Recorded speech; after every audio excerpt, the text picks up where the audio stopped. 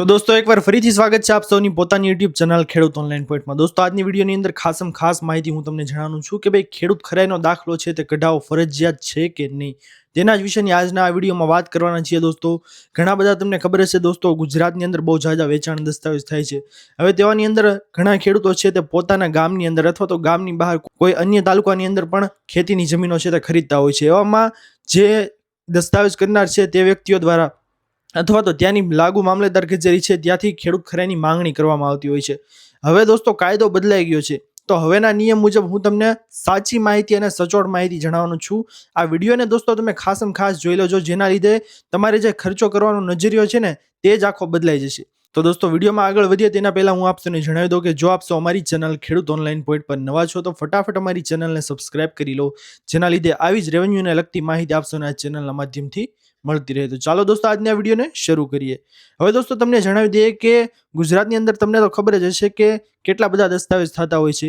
એવામાં દસ્તાવેજની નોંધ છે તે પ્રમાણિત કરવા માટે, એટલે કે ખેતીની જમીન છે જેની કાચી નોંધ પડી છે તેને પ્રમાણિત કરવા માટે ઘણા બધા કાગળો છે તે ખેડૂતો પાસેથી માંગવામાં આવતા હોય છે, જેમાં ટાઇટલનું મેળવણું દોસ્તો કરવાનું હોય છે, જેમાં ખરીદનારનું પણ ટાઇટલનું મેળવણું, એટલે કે પહેલેથી તેઓ ખાતેદાર છે કે કેમ।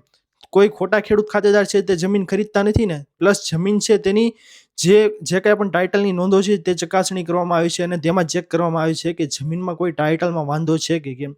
તો આવામાં દોસ્તો ઘણી વખત એવું બનતું હોય છે કે ખરીદનારનું ટાઇટલ છે તેનું મેળવણું થતું નથી, તેથી તેમની પાસેથી ખેડૂત ખરાઈની માંગણી કરવામાં આવે છે।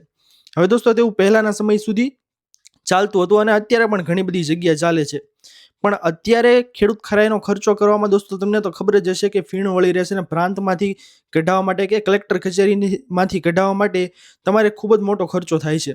લગભગ તમને જણાવી દઈએ ને દોસ્તો તો 10 થી 12 હજાર રૂપિયાનો ખર્ચો થાય, ક્યાંક તો વધારે પણ ખર્ચો થાય છે। એટલા માટે દોસ્તો હું તમને એક ખાસ માહિતી આજની આ વિડીયોમાં જણાવવાનું છું કે ખેડૂત ખરાઈ પ્રમાણપત્ર છે તે ફરજિયાત છે કે નહીં।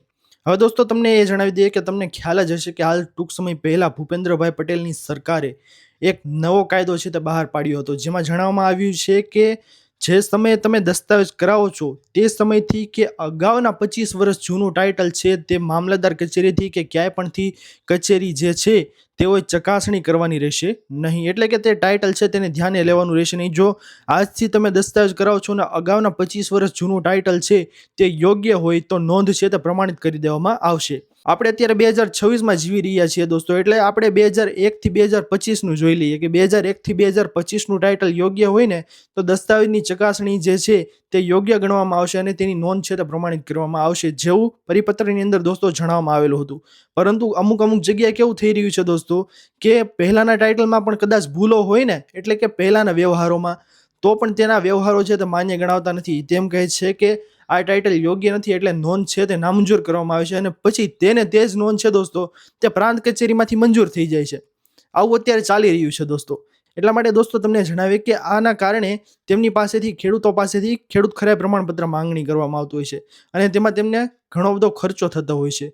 તો આવા સોલ્યુશનના લીધે સરકારે જે નવા નિયમ મુજબનું સોગંદનામું કીધું છે ને દોસ્તો, તે નવા નિયમના સોગંદનામું તમે કરી અને આપી શકો છો, જેનો વિડીયો મેં અગાઉ બનાવેલો હતો દોસ્તો, તેની લિંક હું નીચે ડિસ્ક્રિપ્શનની અંદર નાખી દઈશ, આપ એ વિડીયોને પણ જોઈ લેજો, જેનાથી તમને ખબર પડી શકે કે ભાઈ સરકારે આ કાયદો કેવો સરસ મજાનો બહાર પાડ્યો છે કે અગાઉના 25 વર્ષ જૂનું ટાઇટલ છે તે યોગ્ય છે ને તો એની પહેલાની ચકાસણી તમારે કરવાની નથી અધિકારીઓએ, એટલે તે ખેડૂત સાચો ખેડૂત છે તેવું ગણીને તેની નોંધ છે તે પ્રમાણિત કરવામાં આવશે।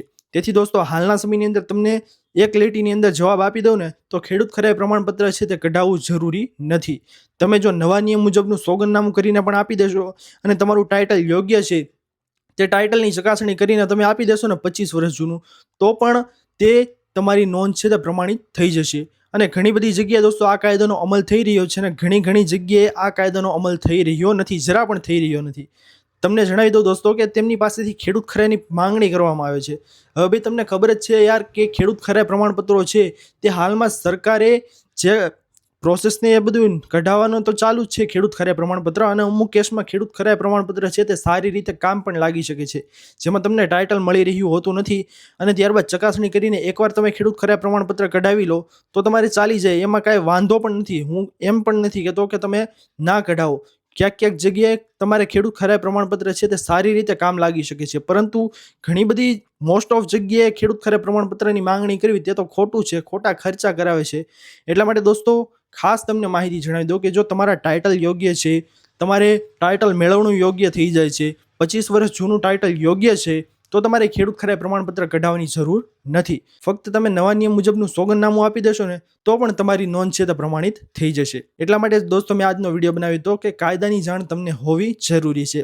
આ કાયદો દોસ્તો તમને કેવો લાગ્યો અને સરકારે આ માહિતી છે તે ખેડૂતો માટે યોગ્ય કરી છે કે નહીં અમને કમેન્ટ કરીને જરૂરથી જણાવજો.